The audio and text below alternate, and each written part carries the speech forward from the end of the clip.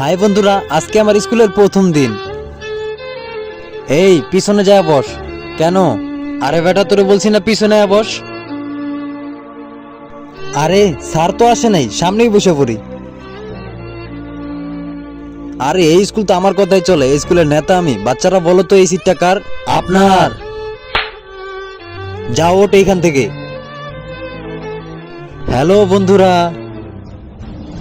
আরে রাজু, তুই এখানে কেন বসলি? তুই জানোস না এটা স্বপন ভাইয়ের জায়গা? তো কি হয়েছে, তোমরা ওকে এত ভয় পাও কেন? ওকে দেখলে আমরা সবাই ভয় পাই। হ্যাঁ আচ্ছা, সবাই এইদিকে আসো, শোনো। কিরে, তুই কি জানিস না এটা আমার জায়গা? আর আমি প্রথম এসেছি, আমি এই জায়গায় বসবো। তুই একা আমাকে এই জায়গায় বসা থেকে বাধা দিবি? আমিও বাধা দিব, আমিও দিব, আর আমিও।